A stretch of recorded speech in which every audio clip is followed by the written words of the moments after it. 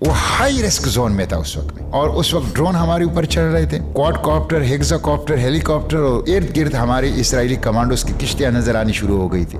मैंने कहीं ये कैफियत नहीं देखी कि आदमी मौत के खौफ पर हावी हो जाए। तो उसने मुझे कहा कि आपने जो तकरीर की ना पार्लियामेंट में, वो हमने तेल अवीव में सुन ली। कहते हैं मैंने उनसे कहा इसराइलियों से कि सेनेटर मुश्ताक को मैं बहुत अच्छी तरह जानता हूँ, ये बंदा माकूल है, उनको इंगेज करो। तो उन्होंने मुझे कहा कि आपके बारे में पूरी की पूरी मालूमात है उनके पास। तो जब मैं उस फ्लोटिला पे गया, मैंने देखा सख्त शर्मिंदगी हो रही। 2 अरब हैं हम, कल हमने शाफिया महशर के सामने जाना है, साकिया कौसर के सामने जाना है, आराम से घर में बैठे हैं। ग्रीटा ये कहती है कि अगर मैं 100 किलो आटा पहुंचा सकूं गजा इस मुहासरे को तोड़कर, और इसमें मेरी जान चली जाए, तो मैं समझूंगा कि मेरी जिंदगी ठिकाने लग गई। जो फलस्तीन के लिए उनके अंदर जो एक धड़प थी, मैं तो दिन रात उनकी हिदायत की दुआएं करता था। हमसे क्या गड़बड़ हो गई, हमसे चीज़ निकल गई और वहाँ चीज़ पाई जा रही है। जिहाद का फतवा आया, जो मुस्लिम हुक्मरान और अफवाज नहीं करेंगे तो इंदल्लाह गुनहगार। उसके बाद भी कुछ नहीं हुआ। उसके बाद हमें बैठना चाहिए था। 127-28 साल बाद बरतानिया फलस्तीन को तस्लीम कर रहा है। अवाम का प्रेशर है, हमारे अवाम कहाँ है? तो मैं नौजवानों से कहता हूँ, जुल्म पे खामोश न रहे, जुल्म के खिलाफ बोलिए, मजलूम के सर पर दस्त शफकत रखिए, खा उसकी कोई भी कीमत आपको अदा कर दे। पॉलिटिक्स इन पाकिस्तान जो है ना बहुत पोलराइजिंग हो सकती है। में से बहुत सारे लोग हैं जो कहते हैं यार ये ऐसा गंद है, इसको पिक ही नहीं करना, इधर जाना ही नहीं। जो भी दीनदार तबका होगा वो कभी भी सियासत, रियासत, मुमलिकत, हुकूमत के मामलात से और बिलखसूस पार्लियामेंट के मामलात से लाताल्लुक नहीं रह सकता। गज़ा के कॉन्टेक्स्ट में एट अ पर्सनल लेवल ना उम्मीद ही नहीं हुई आपको, इन द सेंस कि कि एक इंसान थक जाता है, अकेला हो जाता है, वो फ्लोटेला हो या उससे पहले भी हो, जेल जाना है या वो सारी चीजें, क्योंकि कितने सारे लोग हम देखते हैं नाउमीद भी हो गए हैं। देखें,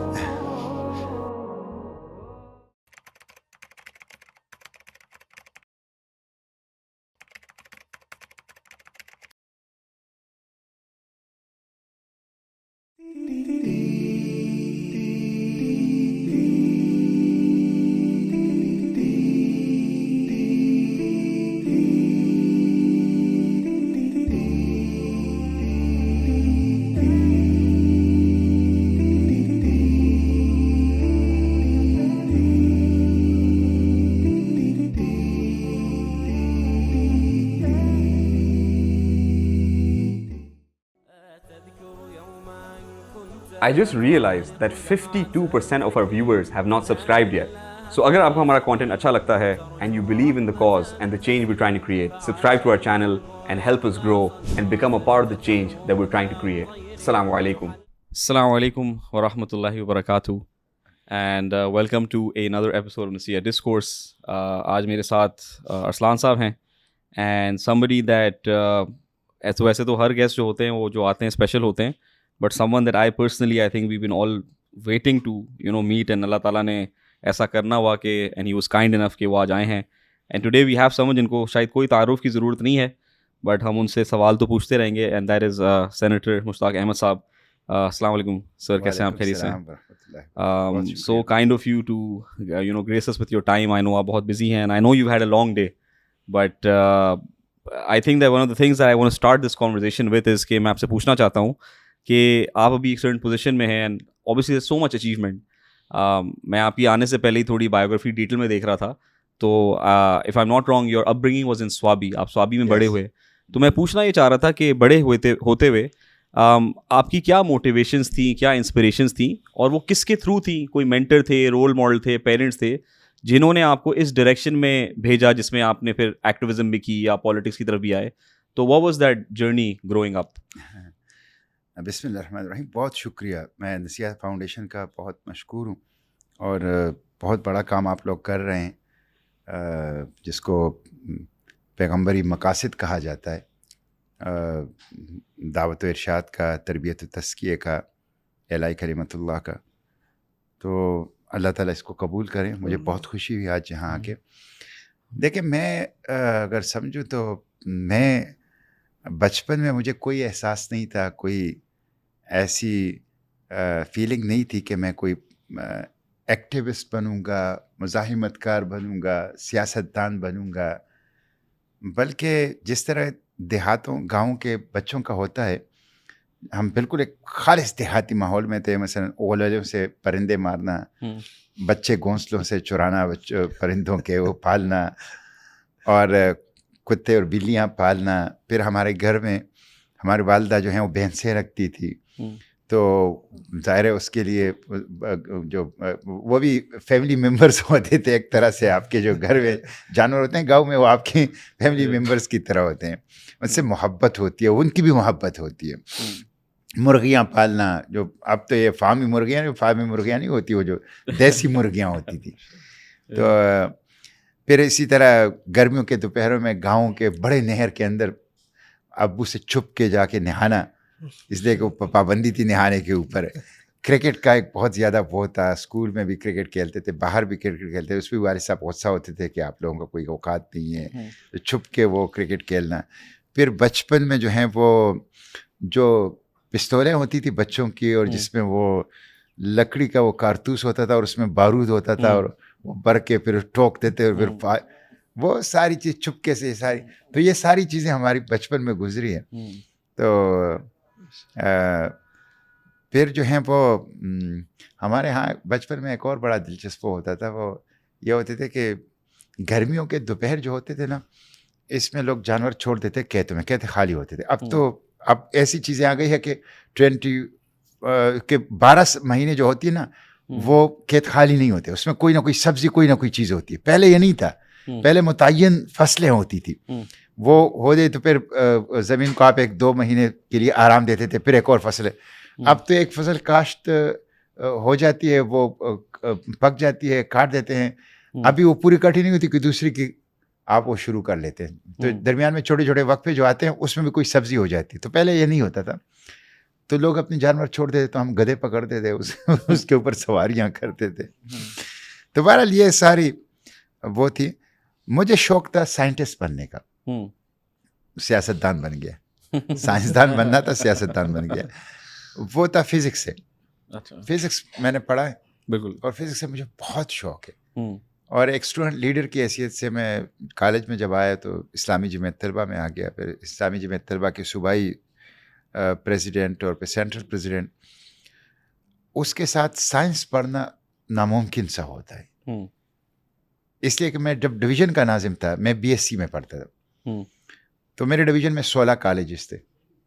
تو ہر کالج میں اگر میں بحیثیت ناظم ڈویژن ایک دفعہ جاؤں تو مہینے کے 16 دن تو یہ چلے گئے, تو میں پڑھوں گا کہاں. تو لیکن وہ فزکس ایسے نیچرل سبجیکٹ ہے کہ وہ جس طرح افسانے کہانیاں, تو وہ مجھے بہت پسند تھا. تو میں فزکس میں نے پڑھا. تو میرا خیال یہ تھا کہ میں جب جمعیت سے فارغ ہو گیا, اسٹوڈنٹ سے فارغ, لائف سے فارغ ہو گیا, تو اب میں یورپ جا کے ریسرچ اور تخصص یہ فزکس میں کر لوں گا. لیکن اے بسا آرزو کے خاک شد. تو وہ بھی قاضی صاحب اللہ ان کی مغفرت فرمائے, وہ 2002 میں ابھی الیکشن نہیں ہوا تھا, پرویز مشرف نے ان کو تاندہ ڈیم ریسٹ ہاؤس کو ہارٹ میں ہاؤس اریسٹ رکھا تھا. جب وہ رہا ہو گیا تو مجھے انہوں نے فون کیا کہ آپ میرے ساتھ 1 سال کے لیے پرائیویٹ سیکریٹری رہے. تو میں ان کے ساتھ پرائیویٹ سیکریٹری رہا. ان سے فارسی سیکھی, کلام اقبال فارسی جو ہے انہوں نے مجھے سکھائی سفر کے دوران. اور پھر انہوں نے کہا کہ میں 1 سال کے بعد آپ کو فیسیلیٹیٹ کر لوں گا, آپ یورپ چلے جائیں. 1 سال کے بعد حکومت بن گئی متحدہ مجلس عمل کی خیبر پختونخوا میں. انہوں نے کہا کہ اب تو ہمیں ضرورت ہے, ہمارے پاس لوگ ہی کم ہیں, تو ہم آپ کو اجازت نہیں دے سکتے, تو بس رہ گئے. تو یہ تھا. تو میرا مطلب ایک سیاستدان, ایک مزاحمت کار, ایک ایکٹیوسٹ یہ بننے کا یہ بالکل کوئی اندازہ نہیں تھا کہ میرے اندر یہ چیز چھپی ہوئی ہے. تو یہ جو آپ یوتھ لیڈرشپ میں آئے, اس ایکٹیوزم میں آئے, اس کے پیچھے کیا ڈرائیونگ فورس تھی؟ واٹ میڈ یو کہ مجھے اس میں آنا چاہیے؟ اس میں ہوا یہ کہ میں پڑھنے کا تو مجھے شوق تھا. تو میں اپنے اسکول میں بھی, اپنے میٹرک میں اپنے کالج اسکول ٹاپ کیا تھا, اور ویسے میری پوزیشن آتی تھی ہر کلاس میں. میٹرک 9th 10th میں تھا کہ میں اردو ڈائجسٹ اور جاسوسی ڈائجسٹ اور نسیم حجازی کے سارے ناول یہ سب میں پڑھ چکا تھا. تو وہ ایک نسیم حجازی کے ناول سے بھی ہوتا ہے کہ آپ کا ایک وہ بن جاتا ہے, پھر اردو ڈائجسٹ کے مطالعے سے بھی ایک وہ بن جاتا ہے. تو وہ ایک اسلام پسند ذہنیت تو تھی میری. پھر مولانا مودودی رحمہ اللہ کی کتابیں مجھے ملی, خصوصاً 2 کتابیں ان کی ایسی تھی, شہادت حق اور سلامتی کا راستہ, جس نے مجھے بالکل دین کے جو حقیقی تصور ہے اس سے وابستہ کیا. اور میرے اوپر نئے دروازے واقع کیے کہ سوچنے کے نئے زاویے مجھ پر واقع کیے. تو وہ پھر میں نے مطالعہ شروع کیا دین کا. آپ کو یہ جان کے حیرت ہوگی کہ میٹرک کے میں وابستہ ہو گیا, اور جب میٹرک کا رزلٹ آ رہا تھا تو میں اس وقت 6 جلد جو تفہیم القرآن ہے اس میں 3 جلد پڑھ چکا تھا. حالانکہ یہ لوگ جو ہیں وہ 4 5 سال جمعیت میں رہتے ہیں, کوئی 3rd ایئر 4th ایئر میں جا کے بھی نہیں پڑھ پاتے. تو وہ یہ تھا کہ میں بس بیٹھا ہوتا تھا پورا دن تفہیم القرآن. جس طرح پہلے میں اردو ڈائجسٹ پڑھتا تھا اور جاسوسی ڈائجسٹ پڑھتا تھا, پھر اس طرح میں قرآن کی تفسیر پڑھنے لگا. تو اس نے مجھے, یعنی میں نے یہ جو جس کو آپ ایکٹیویزم کہتے ہیں یا مزاحمت کہتے ہیں یا سیاست کہتے ہیں, اس کو بطور مشن اپنایا. پہلے میں نے مشن اپنایا, پھر مشن کے تقاضے کے طور پر اس کو لیا. تو جس کو کہتے ہیں نا کہ میرا یہ سیاست یا مزاحمت میرے مشن کے تابع ہے. بالکل, جو کہ مجھے لگتا ہے کہ آج ایک سیپریشن ہو گئی ہے اس کی, کہ لوگ کہہ رہے ہیں کہ ایک طرف آپ ایمان کی محنت کر رہے ہیں اور یہ بالکل ایک سیپریٹ چیز ہے.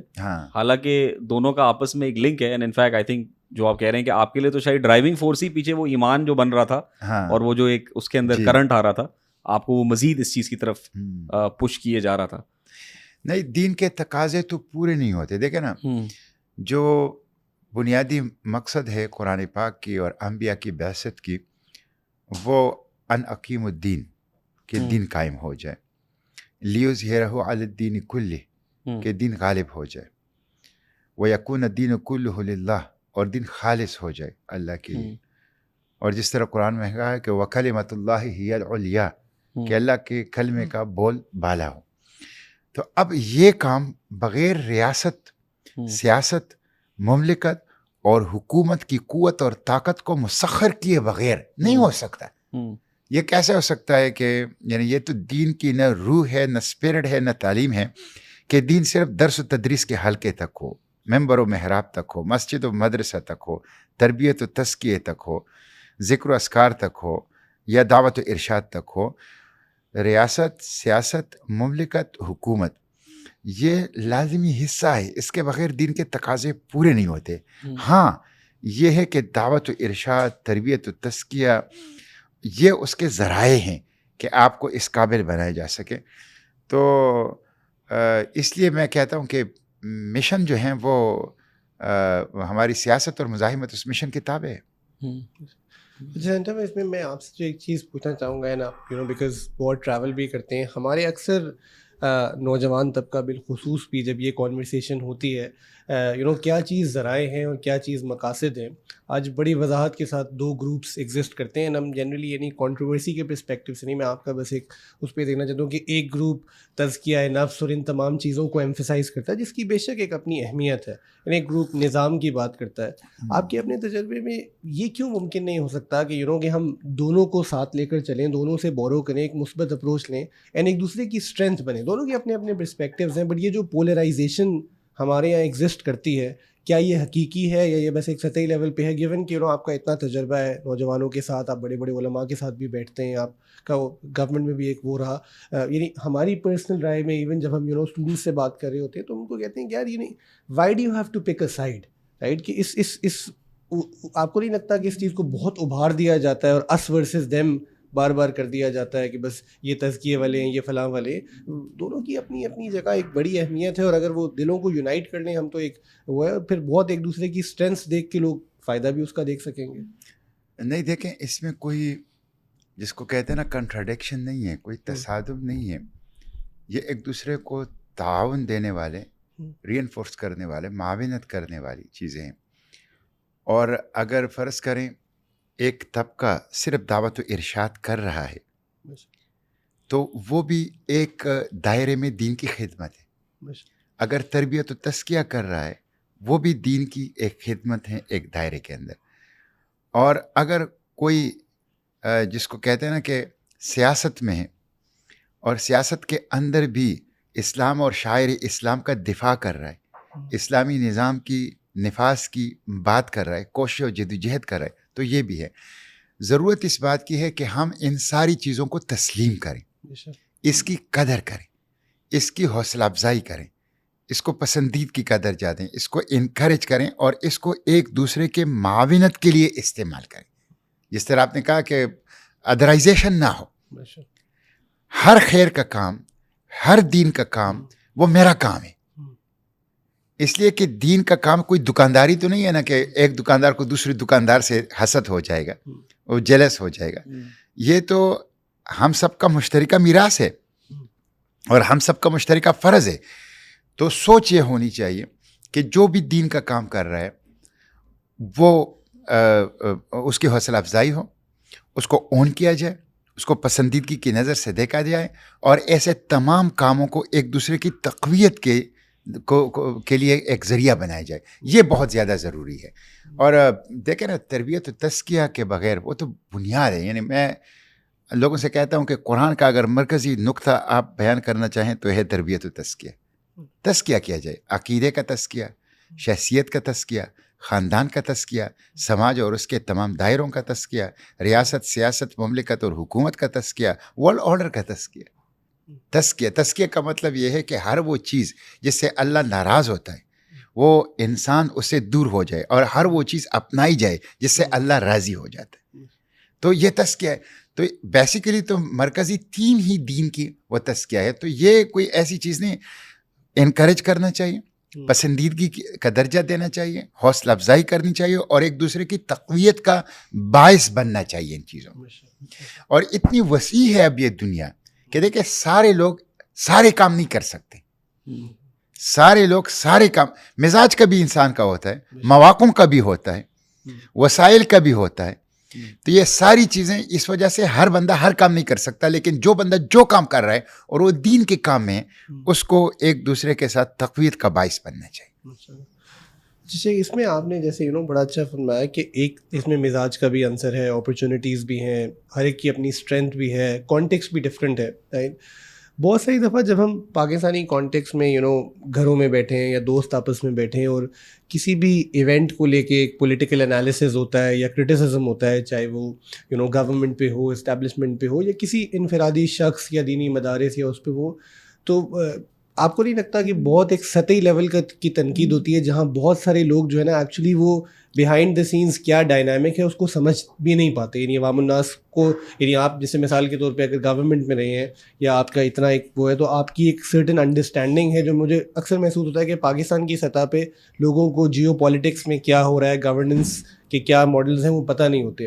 اس کے لیے آپ کچھ ریکمینڈ کریں گے کہ لوگوں کو کس طریقے سے اپنے آپ کو, میں تو اپنے لیے بنیادی طور پر یہ بھی پوچھ رہا ہوں کہ وہ کیا مراکز یا وہ کیا چیزیں ہیں جن کو پڑھنا چاہیے, جن کو دیکھنا چاہیے, یا کیا ایسی مجالس ہیں, کیا ایسے پروگرامز بنائے جا سکتے ہیں کہ جہاں اگر لوگ ایکٹیویزم میں انوالو ہونا چاہتے ہیں تو ایک سرفیس لیول کے بیونڈ ان کی انڈرسٹینڈنگ ہو کہ یار یہ دنیا میں چیزیں ہوتی کیسے ہیں, نیگوسیشنز کیسے ہوتی ہیں, ایکٹیویزم کیسے کیا جاتا ہے. یعنی پوسٹر لے کر چلے جانا تو پہلا سٹیپ ہے نا. یعنی جیسے مثال کے طور پہ اگر ہم یہاں کورسز پڑھا رہے ہیں تو کبھی کبھی اگر کوئی بچہ آتا ہے اور وہ مجھ سے کوئی فقہی سوال پوچھ رہا ہے تو اس کو ایک مقصد یہ ہوتا ہے کہ ایک تو جواب ہے نا, بٹ اگر وہ اصول الفقہ سمجھنا چاہتا ہے, مقاصد شریعہ سمجھنا چاہتا ہے, تو اس کو ایک سرٹن نمبر آف آورز دینے کہ وہ اس دنیا کو سمجھ سکے اینڈ پھر اس کی انڈرسٹینڈنگ ہے.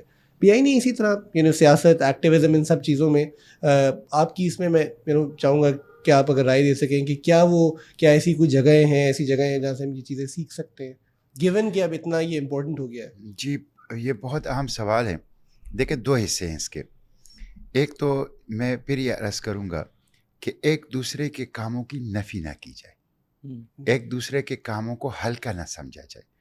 مثلا کسی کو کلمہ پڑھانا, کسی کو نماز صحیح طریقے سے پڑھانا, نماز جنازہ سکھانا, وضو کے آداب, غسل کے آداب اور فرائض ان کو سمجھانا اور سکھانا, اور اسلامی جو مینرز ہیں وہ سکھانا, یہ میں نہیں کر سکتا.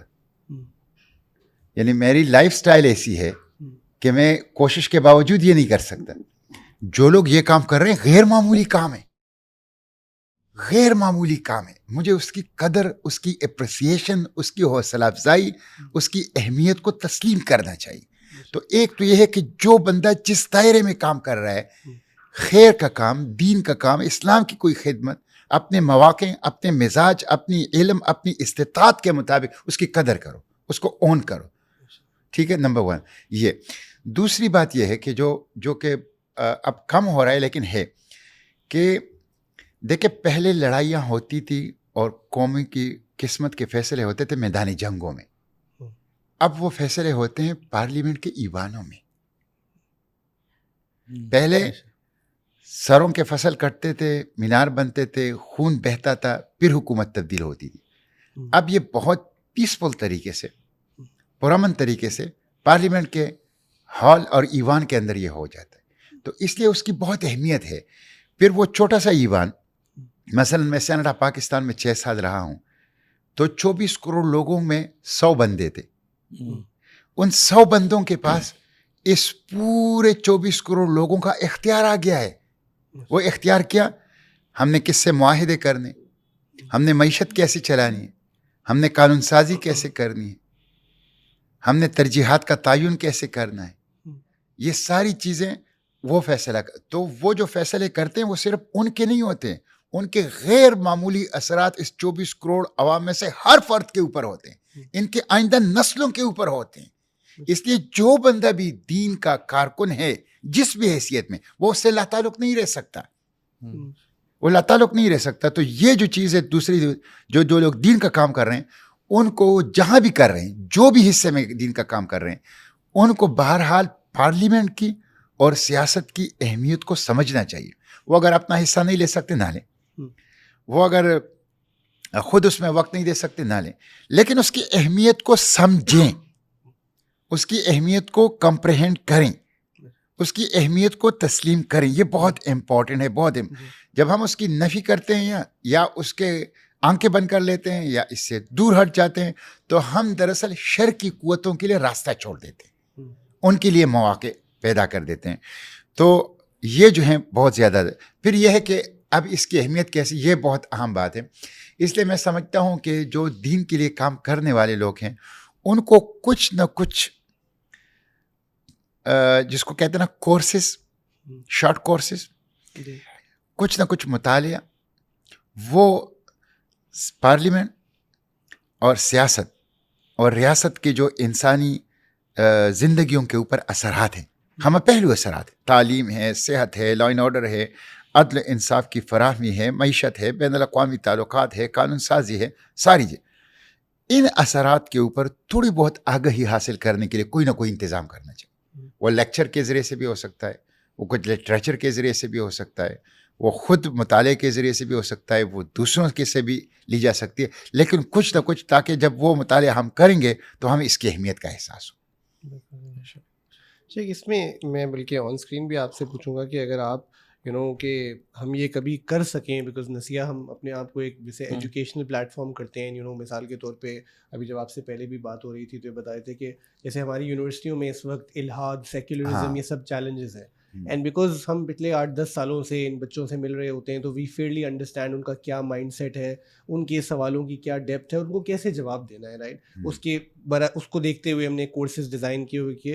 आई थिंक आप जैसे लोगों की, जहाँ एक तरफ हम एक्टिविज़म में तो फ़ायदा देखते ही और बहुत मुस्बत है, और हम उस पर बहुत सारी बात भी करेंगे कि अगर आप चाहे वो नसिया के प्लेटफॉर्म को यूज़ करें या और वो करें कि ऐसे हमें उस्ताज़ा मिलें जो एक बड़े प्रैग्मेटिक तरीके से, और वो चाहे आपकी सरपरस्ती में हो, ये सिखा सकें, बता सकें कि ये कैसे होता है। जैसे आपने कहा ना, एक तो किताबों में चीज़ें, एक चैलेंज होता है, मैं अपनी बात करता हूँ कि जब मैं मिसाल के तौर पे आज न्यूज़ भी कंज्यूम कर रहा हूँ या कोई टॉक शो देखता हूँ या मैं किसी को देखता हूँ, तो इतना जैसे कहते हैं ना कि आपको कंस्पिरेसी थ्योरीज भी सुनने को मिल रही होती हैं कि एक आम आदमी को ये भी समझ नहीं आता कि ये सच है, ये झूठ है, कितना % बात रेलेवेंट है, किसी चीज़ का फ़ायदा हो रहा है, नहीं हो रहा। तो जहाँ जो लोगों को ना उनको वो चीज़ें समझाई और दिखाई जा सकें, फ्रेमवर्क्स और कुछ स्ट्रक्चर्स दिए जा सकें कि देखो इस बात की ये हकीकत है, इसका इम्पैक्ट इस चीज़ पे ऐसे होता है, इसका नहीं होता, वो चीज़ें अगर की जा सकें, आई थिंक तो बहुत हमारी आवाम की अंडरस्टैंडिंग में एक डेप्थ पैदा होगा, एंड देन उससे एक फ़ायदा होगा। बिकॉज आई थिंक आपने तो जो कुछ सीखा वो एक एक्सपीरियंशियल लर्निंग थी, और आप बिकॉज शुरू से एक्टिविज़म में इन्वॉल्व थे और अल्लाह सुब्हानहू तआला ने आपसे बहुत सारा काम लिया भी है और आगे भी लेते रहे, तो वो हमें ज़रूर लगता है। हमने कई दफ़ा नसिया कॉन्टेक्स्ट में बात भी की कि हम इन बच्चों के लिए या जो भी लोग आ रहे हैं उनको कैसे ये ज़िम्मेदारी सिखाएं। देखें, एक तो इस हवाले से अगर मैं आपके कोई भी काम आ सकूँ तो इसे मैं अपने लिए एजाज़ समझूँगा, और मैं बिल्कुल हाजिर हूँ, आप लोगों का एक वॉलंटियर हूँ, आप लोगों का एक रज़ाकार हूँ। इस मामले में जो भी ताउन आप मुझसे लेना चाहें मैं दे सकूं, وہ ضرور میں دوں گا. اس کے علاوہ میں کچھ اور لوگوں کو ریکمینڈ کر سکتا ہوں آپ لوگوں کو, جو آپ کے لیے جس طرح آپ لوگوں نے مختلف کورسز ہے, کچھ طرح ان ڈیپتھ کورسز ہیں جس میں طویل مطالعہ ہے اور اچھے خاصے گہرائی کے ساتھ آپ جدید تعلیمی یافتہ لوگوں کو قرآن و سنت کا عالم بنا رہے ہیں. کچھ شارٹ کورسز ہیں جو کہ کم از کم دین کا کام کرتے ہوئے ان کے لیے بہت ضروری ہے اور معاونت کا باعث بنتے ہیں. تو دونوں کے لیے کچھ ایسے لوگ میں آپ کو دے سکتا ہوں, جیسے ہمارے ہاں ایک بہت ایکسپرٹ ہے ڈاکٹر مشتاق صاحب, میں نے خود بھی پارلیمنٹ میں ان سے رہنمائی لیتا تھا. کچھ ایسے ریٹائرڈ ججز ہیں. مثلا میں جب پارلیمنٹ میں ہوتا تھا تو جسٹس رضا خان صاحب پشاور ہائی کورٹ کے چیف جسٹس ریٹائر ہو چکے ہیں, وفاقی سیکرٹری ریٹائر ہو چکے ہیں, کافی ضعیف ہیں آپ, لیکن غیر معمولی اللہ نے ان کو ایک صلاحیت دی ہے کہ پورا کانسٹیٹیوشن, پوری پاکستان کے لاز وہ ان کو ایسے یاد ہیں جیسے کمپیوٹر میں آپ نے, اور وہ فوراً کوئی مسودہ بل کا دیکھ کے وہ آپ کو بتا سکتا ہے کہ اس کے کون سی شک, کون سی جو آئین ہے یا ہماری لاز ہیں ان سے کنٹراڈکٹ کرتا ہے. تو وہ فوری طور پر آپ کو اسکین کر کے اپنی ایک نظر دیکھنے سے آپ کو بتا دے. تو ایسے لوگ ہیں جو کچھ شارٹ کورسز ترتیب دے سکتے ہیں تاکہ لوگوں کو ریاست, سیاست, مملکت اور حکومت کی جو دور رس اثرات ہیں انسانی زندگیوں پر, انفرادی اور اجتماعی, اس کا بھی پتہ چل جائے. اور اس کے ساتھ ساتھ یہ ہے کہ اس کی جو ورکنگ اسٹائل ہے کہ کیسے یہ ورکنگ کرتا ہے اس کا بھی پتہ چل جائے. اور ساتھ ساتھ یہ ہے کہ اس میں وہ پھر کیا اپنی معمول کی زندگی گزارتے ہوئے کیا رول جو ہے وہ کر سکتے ہیں. تو یہ ساری چیزیں جو ہیں وہ پتہ چل جائے گی. مثلا میں آپ کو ایک بات بتاؤں کہ اتنا اہم رول ہے اس کا. جب میں پارلیمنٹ میں آیا تو یہاں میرے ساتھ ساتھی ایک آئے ہیں, دانیال عبداللہ یہاں موجود ہیں. انہوں نے مجھے ایک قانون کے اوپر بریفنگ دی کہ یہ قانون آپ کے آنے سے پہلے بن گیا ہے اور آپ اس کو تبدیل کریں. تو میں نے بریفنگ سنی, لیکن سچی بات یہ ہے کہ وہ میرے سر کے اوپر سے اڑ گئی, بالکل سمجھ نہیں آئی. میں نے کہا یار یہ بندہ کیا کر رہا ہے. یہ لگا رہا, میں سنتا تھا, جس کو کہتے ہیں نا کہ دل و دماغ کھل نہیں رہے تھے اس کے لیے. تو پھر میں نے کہا یار یہ بندہ ویسے ہی میرے پیچھے لگا ہے. پھر وہ موضوع ایسا تھا کہ میں نے کہا یار اس پہ تو بات کرنا بھی بہت میرے لیے ذرا مجلس میں بیٹھ کے شرم کی بات سی ہوتی ہے نا. ہماری کچھ تو پشتون کلچر ہوتا ہے, کچھ دین کا کلچر بھی ہے, تو اس کے اوپر بات کرنا بھی. تو کوئی 6 ماہ بعد یہ پھر میں لگا رہا میرے پیچھے کہ نہیں. 6 ماہ بعد پھر یہ میرے پاس دفتر آیا, پھر وہ قانون لے کے آیا. کہتے میں نے آپ سے کہا بھی تھا, دائبہ کہا ہے, لیکن آپ اس کو سوچیں, آپ دیکھیں نا, آپ اس شک کو دیکھ, آپ اس شک کو دیکھ. آپ اچانک میرے دل کے اور میرے دماغ کے دروازے اور کھڑکیاں اور روشن دار کھلنے لگے. میں نے دیکھا کہ یہ قانون موجود ہے. یعنی اس کی صرف ایک شک جو آپ کا ٹرانسجینڈر ایکٹ تھا, سیلف پرسیوڈ جینڈر آئیڈینٹی. ایک شخص بایولوجیکلی میل ہے لیکن اس کو فیلنگز آتی ہے کہ میں عورت ہوں, تو ریاست کا فرض ہوگا کہ اس کو عورت تسلیم کرے اور اس کو عورت کی شناختی کارڈ جاری کرے. ایک بندہ بایولوجیکلی پورا فیمیل ہے, اس کا ریپروڈکٹیو سسٹم ٹھیک ٹھاک کام کر رہا ہے, وہ کہتے نہیں میں میل ہوں. ریاست اس کو میل تصور کر کے اسے میل کی شناخت دے گا.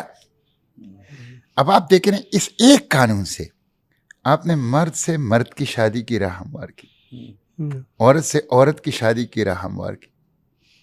آپ نے اسلام کے قانونی وراثت پر بھی ضرب لگایا, اس لیے کہ وہاں عورت کا حصہ مختص ہے اور مرد کا حصہ مختص ہے.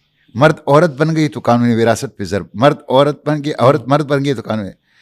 آپ کے اسلام کے جو قانونی نکاح خاندان ہے اس کے اوپر بھی آپ نے ضرب لگائی, اور آپ نے مسلم وومن کی موڈیسٹی اور ڈگنیٹی کے اوپر بھی, جو کہ اسلام کے اندر واضح تھا, اس کے اوپر بھی ضرب لگائی کہ آپ نے ایک مرد کو عورت بنا کے عورتوں کے مختص wash rooms, press club, training centres, مختص ایریاز میں جانے کی اجازت دے دی. تو آپ اندازہ کر لیں کہ یہ ہے پارلیمنٹ, اور یہ اس سے ہم لا تعلق نہیں رہ سکتے. جو بھی دیندار طبقہ ہوگا وہ کبھی بھی سیاست, ریاست, مملکت, حکومت کے معاملات سے اور بالخصوص پارلیمنٹ کے मामलात से लाताल्लुक़ नहीं रह सकता. तो इस हवाले से मैं आपके साथ बैठ सकता हूँ, कुछ और लोगों के नाम आपको दे सकता हूँ. बहुत कुछ इसमें हो सकता है कि एक शॉर्ट कोर्स जो है कुछ ना कुछ इंडक्ट किया जाए कि लोग जो हैं वो बुनियादी चीज़ें उनको पता चल जाए. इंशाल्लाह मैं वाकई उम्मीद करता हूँ कि शेख इंशाल्लाह हम ऑफ कैमरा आपसे इस पे गाइडेंस भी ले सकें और अल्लाह सुब्हानहू तआला की खातिर अल्लाह इसको कबूल कर सके. शेख गज़ा से पे मूव करने से पहले एक सवाल मैं और सियासत से मुंसलिक करूँगा दैट पॉलिटिक्स इन पाकिस्तान जो है ना बहुत पोलराइजिंग हो सकती है. आई मीन आप मुझसे बेहतर जानते हैं, आपने जो वक्त गुजारा भी जैसे भी उसमें लाइक हम में से बहुत सारे लोग हैं जो कहते हैं यार ये ऐसा गंद है, इसको पिक ही नहीं करना, इधर जाना ही नहीं है, सिविल सर्विस में नहीं जाना, इनमें नहीं जाना, रिश्वत हो या 10 तरह की और चीज़ें हों, प्रेशर्स हों, अनलेस कि किसी की कोई और मोटिवेशन है. जो सीधा काम करना चाहता है वो अक्सर जिसको हम कहते हैं ना जो शुरफा शरीफ लोग हैं वो आमतौर पर कहेंगे कि नहीं यार मैं ज़ाती ज़िंदगी में कुछ और कर लेता हूँ. आप अपनी मिसाल में how do you maintain your principles ऐसी इन्वायरमेंट में? क्या वो चैलेंजेस हैं या क्या चीज़ें हैं जो आप कहेंगे आपको फेस करने पड़े, अभी भी करने पड़ते होंगे, राइट? कोई ऐसी एडवाइस जो आप दे सकें या ऐसी कि जाना चाहिए नहीं जाना चाहिए और फिर अगेन कैसे वहाँ अपने आप की हिफाजत करनी है, बिकॉज एक स्ट्रेंजमेंट होगी डेफिनेटली. देखें, पाकिस्तान में सबसे मुश्किल काम जो हैं वो सियासत और हुकूमत के दायरे में दीन का काम करना, ये सबसे मुश्किल काम. इसलिए कि इसमें मज़ाहिम क़ुव्वतें बहुत ज़्यादा हैं और ताकतवर हैं और इसके नताइज बड़े ख़तरनाक होते हैं. तो 2 एस्पेक्ट से आपको अपने ऊपर काम करना होगा. एक तो ये है कि आप सबसे पहले आने से पहले अपने आप को थोलें, गेज करें कि क्या मेरा ये मिजाज है, क्या ये कीमत मैं अदा करने के लिए तैयार हूँ, क्या मैं इसकी जो कॉम्पिटेंसी के इशू है क्या उसको मैं मीट करूँगा. यानी कई एस्पेक्ट से पहले आप अपने आप को तोलें. इम्तिहान और आजमाइश के तनाजुर में भी मेहनत, बेइंतहा मेहनत चाहिए, खुसूसन जब आप पार्लियामेंट में हो, उसके हवाले से भी. और ये उसके बाद जब आप आ जाएं तो 2 चीज़ें बहुत ज़्यादा ज़रूरी है. एक है जो अपडेट अपने आप को रखना, अपने जो चैलेंजेस है आपके उनके तकाज़ों के मुताबिक अपने आप को ग्रूम करना, एडॉप्ट करना चीज़ों को, ये बहुत ज़्यादा ज़रूरी है. मैं 6 साल सेनेट में रहा हूँ और मैं लोगों से कहता था कि सेनेट में जाना रोज़ाना जब मैं जाता था तो ऐसा था जैसे मैं CSS के पेपर के लिए जा रहा हूँ. रात 1 बजे और 2 बजे से पहले मैं नहीं सोता था. सिर्फ आपने लेजिस्लेशन नहीं करनी है, पूरी सेनेट में जो कुछ आ रहा है आपने उसके ऊपर नज़र रखनी है कि कौन सी चीज़ ऐसी है जिसे मैंने जाने देना है, कौन सी चीज़ ऐसी है जिसकी मैंने हिमायत करनी है, कौन सी चीज़ ऐसी है जिसको मैंने ब्लॉक करना है. और वो दलील का मैदान है, वो लॉजिक का मैदान है. वहाँ आपने इतनी ताकतवर दलील, इतनी मजबूत लॉजिक के साथ बात करनी है कि कम होते हुए भी अपनी दलील और लॉजिक की ताकत से आप दूसरों को अपने साथ मिला लें. इसलिए कि दीनी तबका वहाँ छोटा है. तो ये, और दूसरी चीज़ ये है कि आप प्राइस पे करेंगे, जिसको अब्दुल्लाह इब्न मुबारक ने कहा कि कोड़े और तोड़े दोनों की, कोड़े भी आएंगे और थोड़े भी.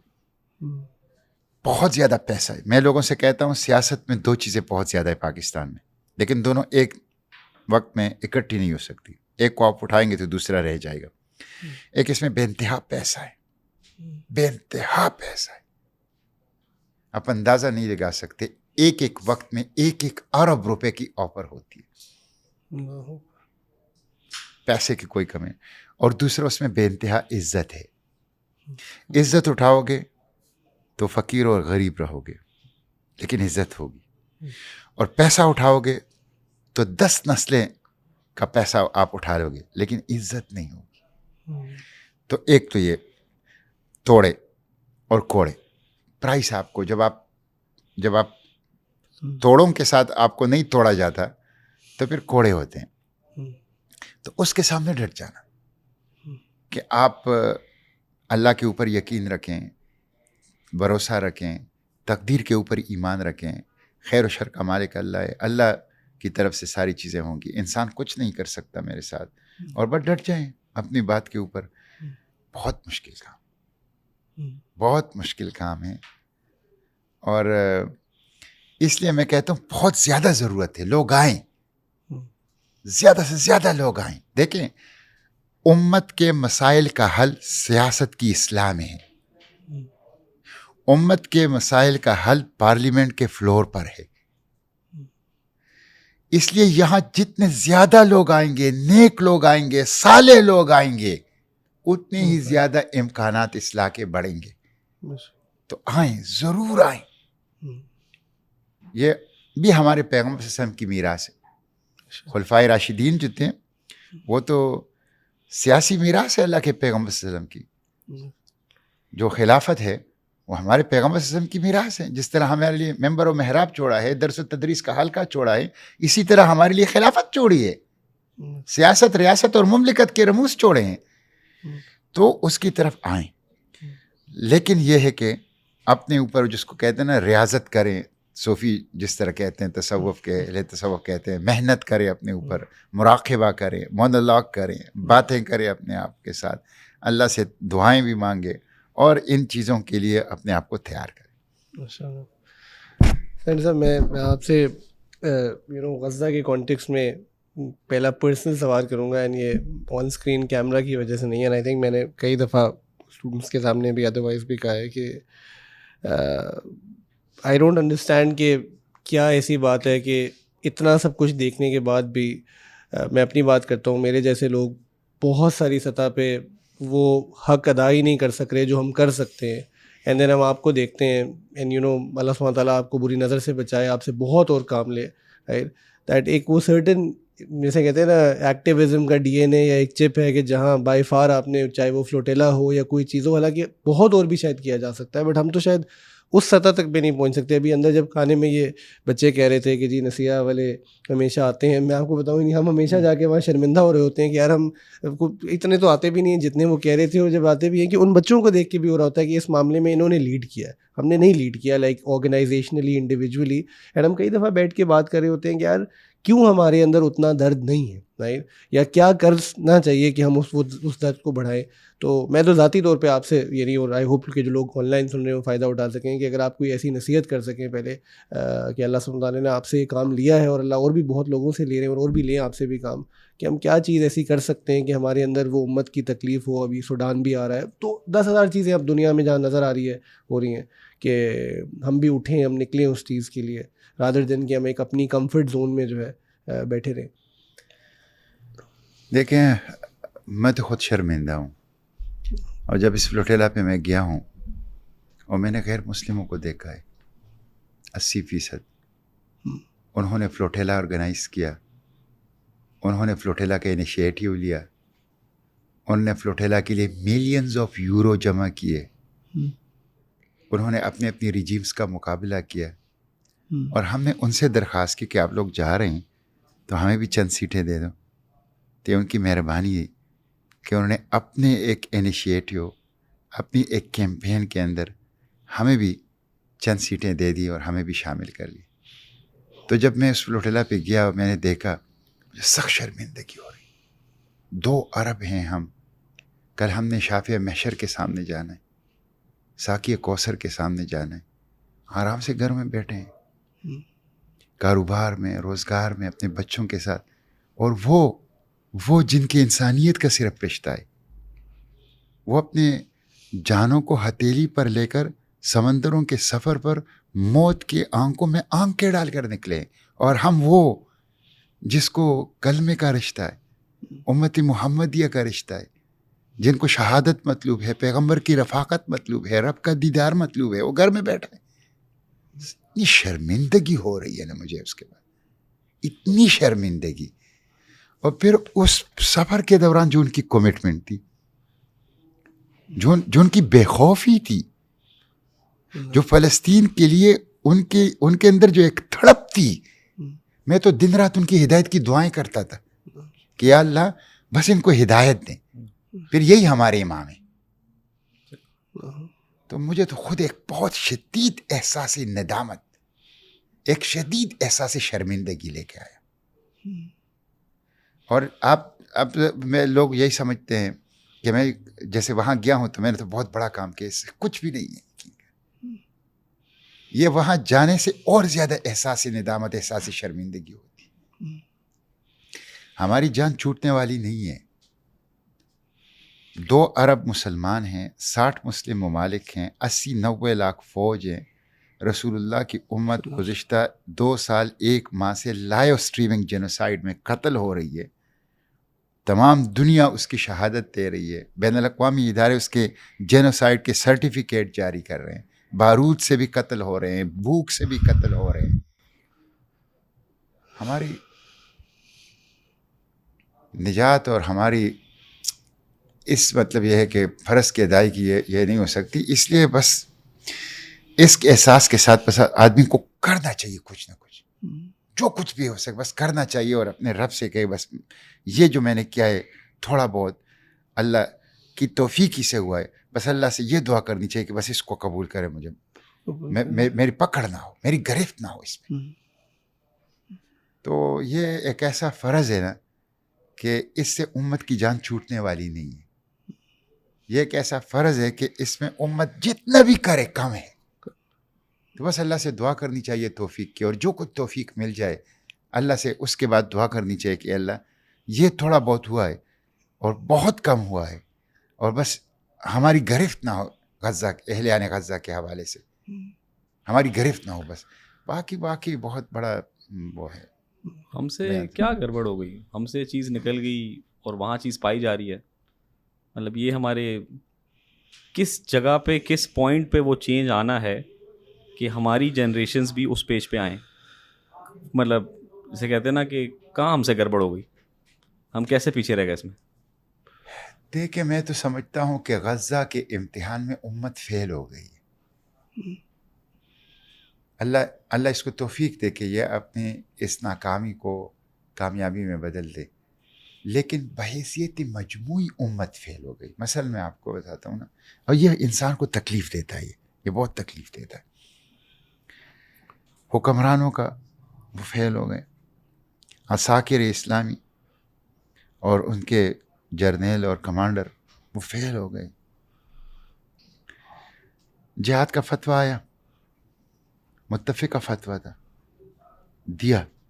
یہ ایک اچھی بات تھی. بڑے عرصے کے بعد ایک متفقہ، ایک فیصلہ، ایک فتویٰ آیا کہ ان حالات میں جہاد فرض ہے، اور جو مسلم حکمران اور افواج نہیں کریں گے تو عند اللہ گنہگار ہے. اس کے بعد بھی کچھ نہیں ہوا. اس کے بعد ہمیں بیٹھنا چاہیے تھا، ریزسٹنس کرنی چاہیے تھی، مزاحمت کرنی چاہیے تھی.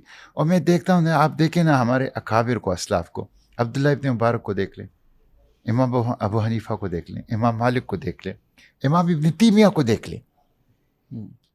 ایون میں کہتا ہوں کہ اس زمانے کے لوگوں کو چھوڑ دیں، نسبتاً ہمارے قریب کے زمانے میں شاہ ولی اللہ کے خاندان کو دیکھ لیں.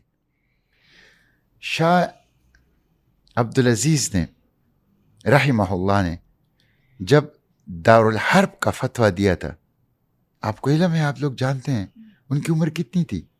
80 سال سے زیادہ تھی. آنکھوں کی بینائی کم پڑ چکی تھی. پیرنگی جیسا خونخوار جس پہ سورج غروب نہیں ہوتا تھا، اس کے جبر کی حکومت تھی. اور وہ دلی کے جامع مسجد میں اعلان کرتا ہے کہ جہاد فرض عین ہے، اور ہندوستان اب دارالاسلام سے دارالحرب میں تبدیل ہو چکا. اس کے بعد ان کو ان کی قیمت ادا کرنی پڑی، وہ تاریخ کی کتابوں میں. ایون آپ دیکھ لیں، جو مالٹا سے میں گزر رہا تھا تو مجھے اسیران مالٹا یاد آ گئے جب میں ٹرینین میں وہاں سے گزر رہا تھا. کالا پانی.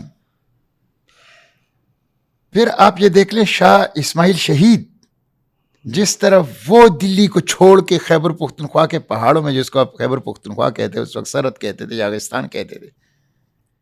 میں حیران ہوں کہ اس زمانے میں کس طرح انہوں نے یہاں رہائش رکھی ہے. ایک اتنا بڑا عالم، آپ کو پتہ ہے علم انسان کے اندر جتنا زیادہ آتا ہے تو اس کے بعد ایک عام کارکن کی طرح اس کے کام کرنے کی صلاحیت کم بھی ہو جاتی ہے اور مواقع بھی کم ہو جاتے ہیں. مواقع بھی کم ہو جاتے ہیں. اس کا ماحول ایسا بن جاتا ہے درس و تدریس کا اور ارشاد و افتاء کا وہ جو ایک تو. لیکن اس کے باوجود اس بندے کو آپ دیکھ لیں کہ کس طرح ایک عام کارکن اور ایک عام سپاہی کی طرح وہ لڑا, خلافت علی منہاج النبوہ قائم کی اور 4 سال تک قائم رہی اور پھر بالاکوٹ میں شہید ہوا. تو ہم نے اس غزہ کے تناظر میں ہمیں وہ راستہ اپنانا چاہیے تھا, نہیں ہوا. پھر عوام کو آپ دیکھ لیں, مغرب کے عوام اٹھتے ہیں لاکھوں کی تعداد میں, ملینز آف پیپل اٹھتے ہیں, طاقتور بائیکاٹ کی کیمپین چلاتے ہیں, اپنی ریجیمز کو اس حد تک مجبور کرتے ہیں کہ 127-28 سال بعد برطانیہ فلسطین کو تسلیم کر رہا ہے. عوام کا پریشر ہے. آئرلینڈ کو آپ دیکھ لیں, اسپین کو آپ دیکھ لیں, اٹلی کو آپ دیکھ لیں. ہمارے عوام کہاں ہیں؟ یعنی اس فلوٹیلا میں میرے ساتھ بارسلونا کا میئر تھا, ہمارے میئر کہاں ہیں؟ اس فلوٹیلا میں فرانس کے خواتین اور مرد ممبرانی اسمبلی تھے, پارلیمنٹ تھے, میرے ممبرانی پارلیمنٹ کہاں ہیں؟ میری سول سوسائٹیز کہاں ہیں؟ سیاسی جماعتیں میری کہاں ہیں؟ تو یہ جو غزہ کا امتحان ہے نا, اس غزہ کے امتحان میں بظاہر تو لگتا ہے کہ ہم فیل ہو گئے, اور جس کو اقبال نے کہا ہے نا کہ پاسباں مل گئے کعبے کو صنم خانوں سے. اللہ تعالیٰ نے کہا تم نہیں اٹھاؤ گے, میں یورپ والوں کو اٹھا دیتا ہوں. وہ اس وقت ہیومن شیلڈ بن گئے ہیں غزہ کے لیے, ڈیٹرنس بن گئے ہیں. اور سچی بات یہ ہے کہ جب فلوٹیلا میں ہم گرفتار ہوئے تو مجھے وہاں بتایا گیا کہ پہلی مرتبہ 80 سال میں جرمنی اور امریکہ کے ڈپلومیٹس جیل آئے ہیں. یہ کبھی جیل نہیں آتے تھے, پہلی مرتبہ آئے ہیں. یہ عوام کا پریشر ہے. تو ہمیں اپنی امت کو جگانا, بس جگانے کی کوشش کرنا چاہیے کہ امت جاگے. امت اپنا جو خیر امت ہے, اپنی خیر امت کا فریضہ ادا کریں اور غزہ کے حوالے سے اپنی ذمہ داریاں پوری کریں. بس اس کی کوشش کرنی چاہیے, ورنہ مجھے بہت خوف آتا ہے. اس میں میں آپ سے ایک چیز اگین پرسنل کیپیسٹی میں پوچھوں گا کہ ہمیں سے ایسے بھائی جو کسی نہ کسی اعتبار سے اللہ کے فضل سے دین کی کسی محنت سے وابستہ ہیں اور کوئی ادارہ چلا رہا ہے, کوئی اسٹوڈنٹ آف نالج ہے, کوئی یونیورسٹیوں میں اسلامک سوسائٹیز چلا رہا ہے, اور آلریڈی گیون کہ کتنی مصروفیت ہوتی ہے, بڑی ایک کیفیت یہ ہوتی ہے جب آپ جیسے لوگوں کے ساتھ بیٹھیں یا وہ کریں تو انسان سوچتا ہے کہ یار یہ سب چھوڑ کے یہی کام کرنے والا ہے. دیٹ کہ یہ پریولیج ہے جو ہم کر رہے ہیں, ناٹ کہ وہ ضروری نہیں ہے بٹ کہ سب کو نکلنا چاہیے, سب کو کرنا چاہیے.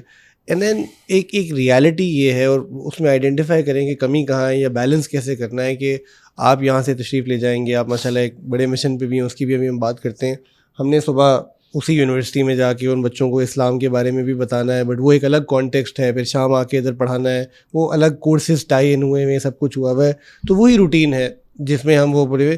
تو ٹھیک ہے, ان دا لانگ ٹرم پروجیکٹ تو ایک فائدہ شاید نظر آتا ہے کہ کچھ افراد تیار ہو جائیں, بٹ جو امت اس وقت کٹ رہی ہے, میں اپنی اگین بات کروں یا وہ کروں تو ہم نہیں کر پا رہے اس میں. یعنی کہ ہم اسٹوڈنٹس کو کتنا نکالیں, پھر وہ جو پروگرامز یا ڈسرپشن آتی ہے وہ بیلنس کہاں لائے کرتا ہے. دیکھیں خیر اس پہ تھوڑا سا میں آپ کو بتاؤں.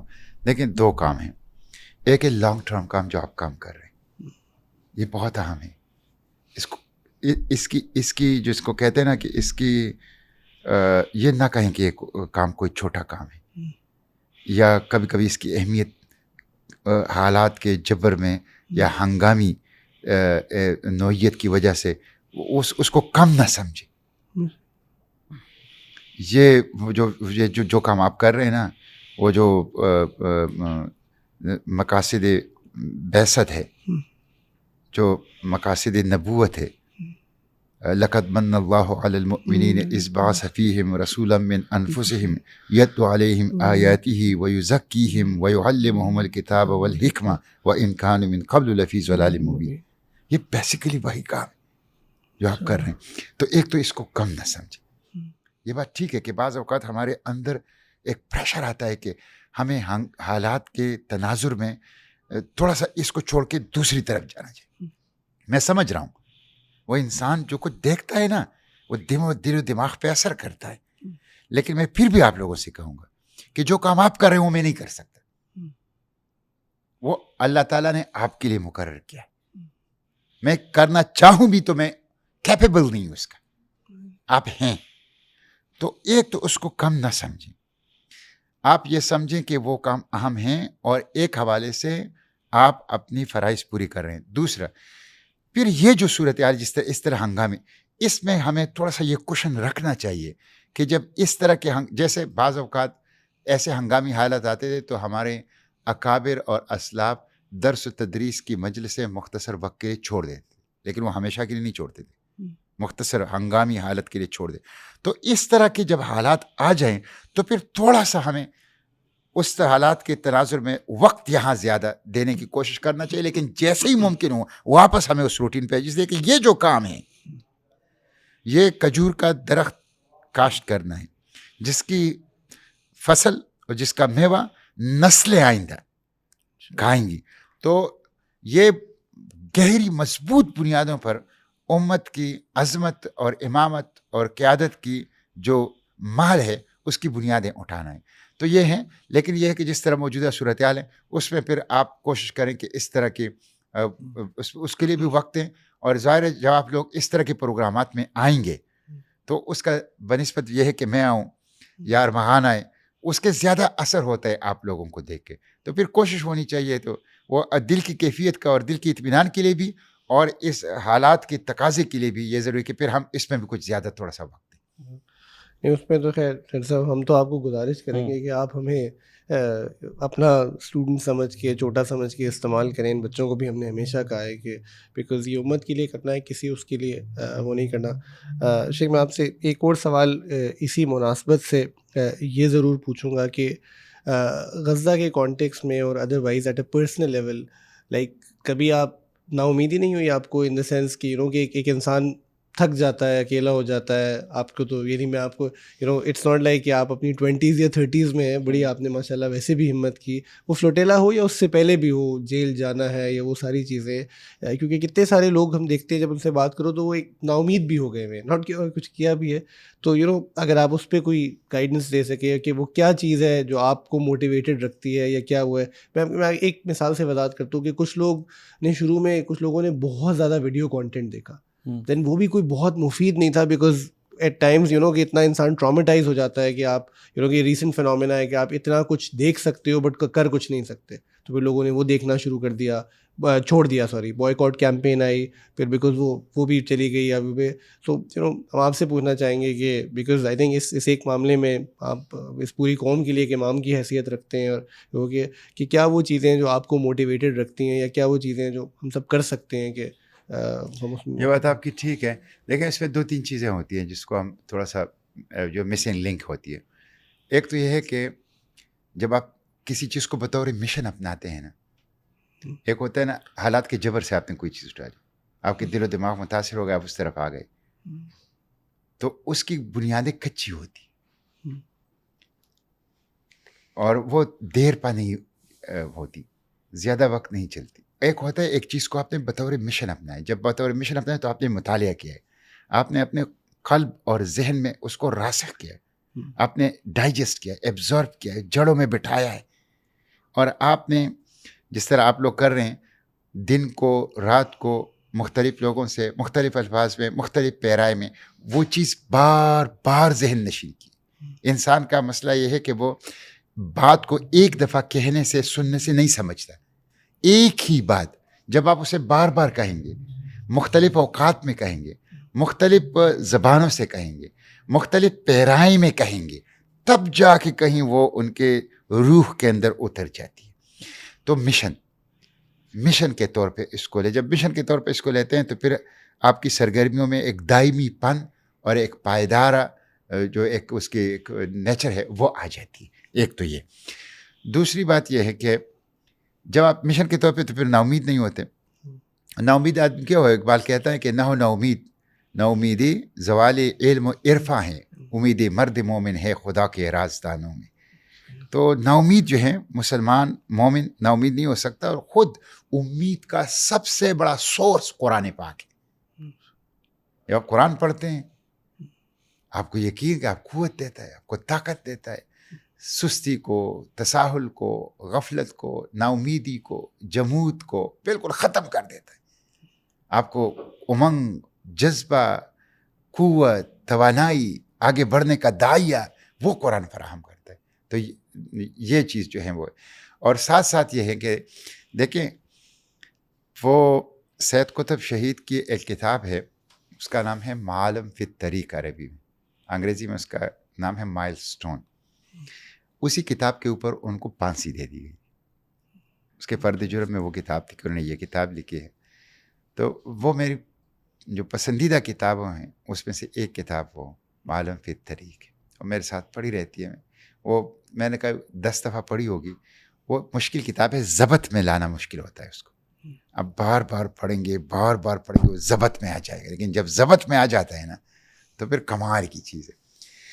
تو انہوں نے اس میں سورہ بروج کی ایک دلچسپ اور ایک غیر معمولی انداز سے ایک پہلو کی طرف توجہ دلائی. وہ کہتے ہیں جب سورہ بروج تھا, والسماء ذات البروج والیوم الموعود وشاہد ومشہود قتل اصحاب الاخدود. وہ کہتے ہیں آپ اس کی تفسیر میں دیکھ لیں تو یہ جو لوگوں نے یہ کام کیا ہے کہ اہل ایمان کو پکڑ کر لائے, بڑے بڑے گڑھوں میں انہوں نے آگ جلائی, پھر اس کے کنارے تمسخر اڑاتے رہے, ہنسی مذاق کرتے رہے, اور ان کو اس میں پھینکتے رہے. تو قرآن اس پہ خاموش ہے کہ کیا ان کو اس دنیا میں اس کی سزا ملی, اور زیادہ امکان یہ ہے کہ ان کو اس دنیا میں اس کی سزا نہیں ملی. تو وہ کہتے ہیں کہ اصل میں وہ بتانا یہ چاہتے ہیں کہ جو بندہ اللہ کے دین کا مزدور ہوتا ہے نا, تو اس کو اس سے غرض نہیں ہوتی کہ جو میرا مخالف ہے اس کا حشر کیا ہوتا ہے. اس کی مزدوری کی 3 صورتیں ہیں جس کے اوپر ان کو فوکس کرنا چاہیے. نمبر 1 یہ کہ وہ یہ مزدوری جب کرے تو اس کو ایک طمانینت قلبی کی کیفیت حاصل ہوتی. منزل میں اتنا لطف نہیں ہے جتنا سفر میں ہے, اور یہ جو طمانینت قلبی کی کیفیت ہے یہ غیر معمولی ہے. وہ اس کے پاؤں میں جوتے نہیں ہوں گے, اس کے تن پہ کپڑے مناسب نہیں ہوں گے, اس کا پیٹ خالی ہوگا, لیکن وہ غیر معمولی طمانینت قلبی کی کیفیت میں ہوگا. یہ تو ایک تو یہ اس کی مزدوری ہے. دوسری مزدوری جو ہے وہ یہ ہے کہ اللہ تعالیٰ ملائے اعلیٰ کے جو مجلس ہے بہت بڑا, کہ انسان اللہ اپنے مقرب مجلس میں اس کا تذکرہ کرے. جب آپ کو یہ احساس ہوتا ہے کہ اللہ کائنات کا خالق و مالک اپنے بزرگ ترین محفل و مجلس میں میرا تذکرہ کر رہا ہے, تو یہ انسان کو غیر معمولی قوت اور طاقت ہے. اور تیسری ورضوان من اللہ اکبر, اللہ کی رضا. تو وہ کہتے ہیں اصل مزدوری اس کام کا یہ 3 شکل کرنسیوں کی صورت میں, ان 3 کرنسیوں کی صورت میں. باقی چیزوں کے جب یہ 3 کرنسیوں کی صورت میں ہوگا نا, یہ آپ کو مزہ دے گا, یہ سارا کام آپ کو مزہ دے گا, اور پھر آپ جو ہیں وہ حرکت میں رہیں گے. وہ فارسی کا ایک شعر اقبال نے اکثر استعمال کیا, مرزا بیدل کا ہے, کوئی 400 سال پرانا ہے, لیکن اقبال نے جگہ جگہ استعمال کیا. وہ ہے کہ موجیم کہ آسودگی ما عدم ماست, ما زندہ ازانیم کہ آرام نگیریم. موجیم میں موج ہوں, کہ آسودگی ما عدم ماست, مجھے علم ہے کہ میں رکوں گا تو معدوم ہو جاؤں گا. موجیم کہ آسودگی ما عدم ماست, ما زندہ ازانیم کہ آرام نگیریم. میں اس لیے زندہ ہوں کہ میں آرام نہیں کرتا, میں رکتا نہیں ہوں, ٹھہرتا نہیں ہوں. تو یہ جو ہے وہ حرکت جو ہے اس کے اوپر, اور اللہ راستے بھی کھلواتا ہے. آپ دیکھیں نا, کون توقع کر سکتا ہے اہلیان غزہ, مٹھی بھر لوگ پوری عالمی کفر, استعمار اور طاغوت کو اپنی جدید ترین ٹیکنالوجی, اپنی غیر معمولی سفارتی مالیاتی وسائل کے باوجود شکستیں 2-4 کریں گے. یہ جو پیس ڈیل ہوا ہے, اور جس کی تصویر آئی تھی کہ جس میں مجاہدین مزاحمت کار مسکرا رہے ہیں, یہ شکست ہے ان لوگوں کی جو کہتے ہیں مائنس حماس غزہ، اسی حماس کے ساتھ مل کر غزہ کی پیس ڈیل کو لکھ رہے ہیں. تو یہ اللہ تو قدم قدم پر دکھاتا ہے اپنی نصرت کی نشانیاں، اپنی مدد کی نشانیاں. ہم بس اس کو تھوڑا سا بس غور سے دیکھیں. شیخ اس میں اگر میں تھوڑا سا آپ سے فلوٹیلا کے کانٹیکس میں، حالانکہ بیچ میں پہلے بھی بات ہوئی، جب آپ جا بھی رہے تھے اور وہ بھی وہ تھا، تو میں نے کئی مرتبہ بچوں سے بات کرتے ہوئے بھی ایک بات کی کہ ہم شروع میں جب یہ ثانیہ شروع ہوا تو ایک نوشن یہ تھا بڑا کہ جی گورنمنٹ ہمیں اجازت دے تو ہم جائیں گے. وہ بھی ہے، اگر انسان سیلف ریفلیکٹ کرے تو بہت سارے تو شاید ہم میں سے جانا ہی نہیں چاہتے، یا اگر جانے دیا بھی جاتا تو شاید ہم اس وقت تقاضے کھول لیتے ہیں کہ نہیں میں تو یہ کر رہا ہوں، میں فلانا کر رہا ہوں. اینڈ شاید کچھ آپ جیسے صفات لوگ چلے بھی جاتے دس نوشن کی، کیونکہ ہم سیرت تو پڑھتے ہیں جس میں کہ غزوہ آفٹر غزوہ ایک ایسی، یعنی جہاد ایک ایسی حقیقت ہے نا جو آپ کو واقعی موت کے منہ پر لا کر کھڑی کر دیتی ہے، رائٹ. اینڈ جب آپ جا رہے تھے یا ادھر بھی جب رہتے ہوئے جیلز بھی جانا پڑا، سب کچھ، آپ کی فیملی یعنی آپ کے گھر والوں سے تو ایک مرتبہ ملاقات بھی ہوئی ہے، بٹ ایک ایکسٹینڈیڈ وہ ہوتا ہے، یا خود ایک فیئر، ایک وہ نوشن تھا فلوٹیلا پہ ہوتے ہوئے جیسے جیسے منزل قریب آ رہی تھی، پھر جب وہ سولجرز آئے، وہ کیا کیفیت تھی یا کیا چیزیں تھیں جو میں آپ سے جو سننا چاہوں گا کہ less of the story, but کہ کچھ چیزیں شاید آپ کے لیے بھی ایسی ہوں جہاں آپ نے کچھ چیزیں سیکھی یا لرن کی، اور ہم آپ کے اس تجربے سے سیکھنا چاہیں گے کہ کچھ آپ کو ریئلائزیشنز ہوئی ہوں، آپ کی اپنی توقع کیا تھی جاتے ہوئے، کیا امید تھی، کیا ڈفرینٹ ہوا، کیا نہیں ہوا. اس پہ اگر آپ دیکھیں یہ سوچ تو تھی ہمارے گھر میں. یہ فائدہ ہے کہ میرے جانے کے اوپر ساری ایک سوئی تھی، مجھے جانا چاہیے، اور جانے کے حوالے سے ہماری سوچ یہ تھی کہ غفلت اتنی بڑھ گئی ہے اور والیوم اتنا بڑھ گیا ہے ایٹراسٹیز کا، جینوسائڈ کا، کہ اگر ہمیں اپنے ملک کو جگانا ہے تو اس کے لیے ہمیں ہر صورت میں جانا چاہیے. ہمیں کوئی ایسا غیر معمولی کام کرنا چاہیے کہ جس سے یہ جاگ جائے. اس لیے کہ ہم 2 سال سے لگے تھے، سرگرمیوں کی جو انٹینسٹی تھی وہ کم ہوتی جا رہی. ہمیں خود بڑی فکر تھی. ابتدا میں لوگ بہت آتے تھے، جس طرح آپ نے بھی کہا کہ وہ، پھر جیسے جیسے وقت گزرتا گیا لوگ یوز ٹو ہوتے گئے اور ایک معمول بن گیا. پھر اس کے بعد اور ہم بلاتے تھے، پھر نہیں آتے تھے. پھر یہ ہے کہ بعض اوقات تو ریاستی جبر کام شکار ہوتے تو ہمارے ساتھ کوئی ہوتا بھی نہیں تھا. لیکن بہرحال تو ہمیں یہ تھا کہ کوئی ایسا تو غیر معمولی کام کرنا چاہیے کہ جس سے اس قوم کو اٹھایا جائے اور فلسطین کے ساتھ جوڑ دیا جائے. تو وہ ایک چیز یہ تھی کہ کسی طرح ہم غزہ پہنچ جائیں. اور ایک تو اس کے نتیجے میں خود ہماری اپنی دلی تسکین کے لیے، قلبی تسکین کے لیے وہ ضروری تھا، اور دوسرا ہے کہ اس کے نتیجے میں ہم اس اپنے ملک کو جو کہ ہماری دائرہ کار ہے، جس کے بارے میں ہم سے پوچھا جائے گا، اس کو ہم اٹھا سکیں اور غزہ کے ساتھ. تو اس پہ تو گھر میں یکسوئی تھی، اور ایک سے کہہ سکتے ہیں کہ ہمارا ایک فیصلہ تھا. جو چیز نہیں لگی مجھے، یہ تو مجھے پتہ تھا کہ ایکسٹریم رسکی مشن ہے، اس لیے یہاں سے میں وصیت لکھ چکا تھا، اپنے معاملات کلوز کر چکا تھا، اور یہ تھا کہ یہ ایکسٹریم رسکی مشن ہے اور اس میں واپس آنے کا امکان بہت کم ہے.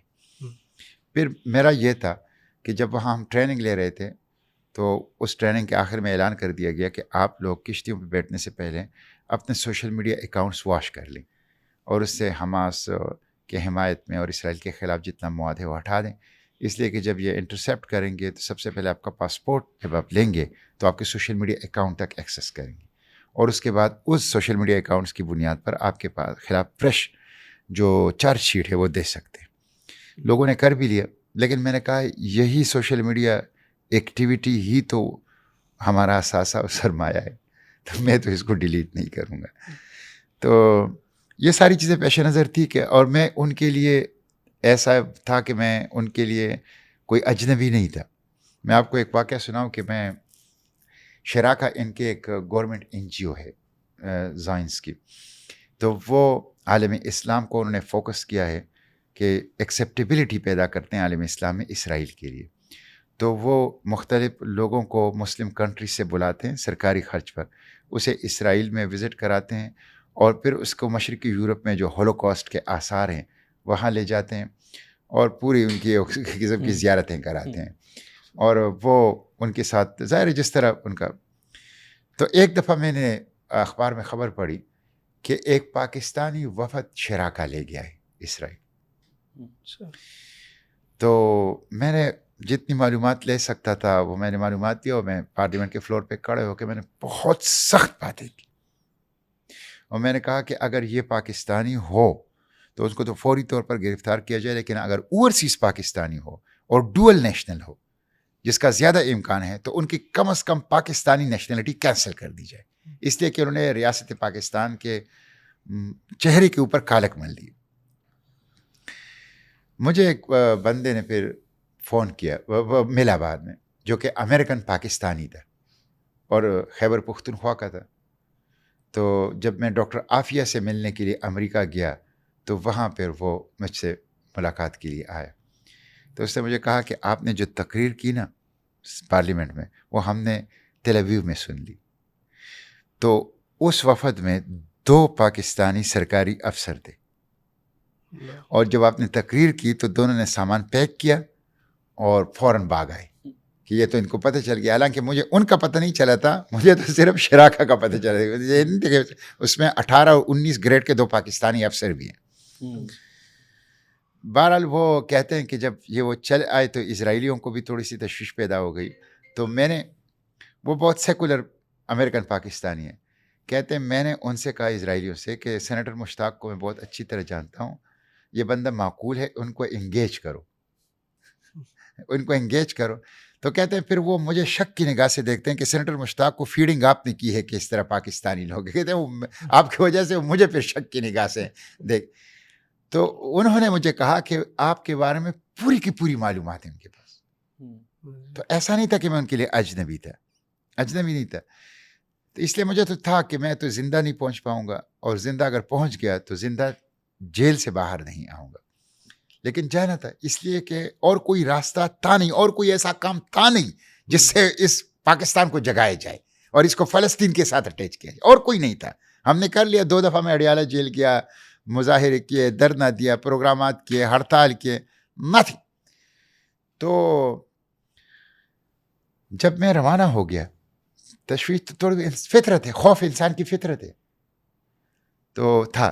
لیکن جیسے جیسے میں روانہ ہو گیا نا، خوف سے ماورا ہوتا ہے، بالکل ماورا. اور میں کہتا ہوں یہ غزہ کی زمین کی کشش ہے. دیکھیں افغانستان پر روس کا حملہ ہوا، 40 لاکھ لوگ مہاجر ہوئے. پھر امریکہ کا حملہ ہوا، 40 لاکھ لوگ مہاجر ہوئے. وہ 24 لاکھ لوگ ہیں، 2 سال سے جینوسائیڈ وہاں جاری ہے. ان کو آفر ہے، ان کو پیشکش ہے، جارڈن جائیں، آپ سینائی ڈیزرٹ جائیں، بیروت جائیں، آپ امریکہ اور یورپ کی نیشنلٹی لیں، پیسے لیں، کاروبار لیں. وہ بچوں کو ٹکڑے ہونا اپنی آنکھوں کے سامنے برداشت کرتے ہیں، لیکن زمین چھوڑنا گوارا نہیں کر رہے. تو یہ قوت اور طاقت کہاں سے آ گئی؟ یہ بے خوفی کہاں سے آ گئی؟ یہ صبر و استقامت کیسے آ گئی؟ یہ اس زمین کی برکت ہے. ارض الانبیاء ہے، قرآن نے اسے ارض مبارکہ کہا ہے. یہ اس کی برکت. تو جیسے جیسے آپ قریب ہوتے جاتے تھے نا، آپ بالکل موت کے خوف سے ماورا ہوتے جاتے. اور یقین کریں، انسان کی جو کیفیت ہے کہ وہ موت سے ڈرتا ہے، رزق کے جو چھیننے ہیں اس سے ڈرتا ہے. لیکن جیسے جیسے آپ قریب ہو جاتے ہیں، جو اقبال نے کہا ہے نا کہ دو عالم سے کرتی ہے بیگانہ دل کو، عجب چیز ہے لذت آشنائی، وہ بالکل آپ کو ماورا کر دیتا. یہ ایک کیفیت ایسی تھی جو میری 53 سال میں میری عمر جا رہی ہے، میں نے کہیں یہ کیفیت نہیں دیکھی، کہیں یہ کیفیت نہیں دیکھی کہ آدمی موت کے خوف پر حاوی ہو جائے. آخری ویڈیو جو میری بنی تھی وہ میں نے اپنے موبائل سے نہیں، ایک کولیگ تھا میرا، اس نے اپنے موبائل سے بنائی تھی، اور اس کے 24 گھنٹے بعد جو ہے ہماری انٹرسیپشن ہو گئی. تو اس میں تو وہ ہائی رسک زون میں تھا اس وقت میں، اور اس وقت ڈرون ہمارے اوپر چڑھ رہے تھے، کوڈ کاپٹر، ہیگزا کاپٹر، ہیلی کاپٹر، اور ارد گرد ہمارے اسرائیلی کمانڈوز کی کشتیاں نظر آنی شروع ہو گئی تھی، اور ایکسٹریم ریسکی زون میں تھے. لیکن اس وقت جو کیفیت تھی میری، وہ میں نے اس ویڈیو میں بیان کی ہے کہ جیسے ہمیں ایسا محسوس ہو رہا ہے جیسے موت ہم سے آگے بھاگ رہا ہو، ہم اس کے پیچھے ہو کے اس کو پکڑ لیں. تو یہ غزہ کی جو ہے نا یہ کیفیت ہے غزہ کی. یہ ایک یونیک تجربہ تھا میرے لیے جو میں نے غزہ کی سرزمین سے اپنے قلب اور اپنے ذہن کے اندر جو ہے وہ محسوس کیا, اور یہ تجربہ مجھے کہیں اور نہیں. یہ کہتے ہیں جب آپ کو لے جایا گیا, یا جیسے آپ پہلے بھی بات کر رہے تھے کہ جو نان مسلمس تھے باقی, جب آپ کی ون آن ون ان سے انٹریکشن ہوئی یا وہ ہوا, تو اس میں اگر آپ کوئی چیز بتا سکیں ہمیں وضاحت کے اعتبار سے کہ وہ لوگ ہم ان کے لیے کہ کیا عجیب ان کی کیفیت ہے یا کیا چیز ہے جو ان کو اس کانٹیکس میں نا پش کری جا رہی ہے. اس میں ایڈ کرنا چاہوں گا کہ آئی کین امیجن کہ ایز بینگ مسلم شاید اللہ کا ذکر ہے, نمازیں ہیں, تو آپ ان کو کس کیفیت میں دیکھتے تھے, اور وہ اپنا اینکر اور اسٹرینتھ کس چیز سے لے رہے تھے, اور مطلب عملاً کس چیز سے وہ یہ اسٹرینتھ لے رہے تھے؟ دیکھیں جو اللہ کے پیغمبر صلی اللہ علیہ وسلم کی حدیث شریف ہے نا کہ انسان فطرت پہ پیدا ہوتا ہے, پھر یہ اس کے والدین ہوتے ہیں جو اس کو یہودی بنا لیتے ہیں, نصرانی بنا لیتے ہیں. یہ وہ لوگ تھے جو تھوڑے تھے مغربی تہذیب, مغربی دنیا کے, جو فطرت پہ تھے, جن کا ضمیر زندہ تھا, حریت فکر جن کے اندر تھی. اور خود یہ جو انسان فطرت پر ہو اور زندہ ضمیری کی دولت سے مالا مال ہو, یہ اسلام کی طرف آنے کا پہلا درجہ ہے, اور یہ بھی بہت بڑی نعمت ہے.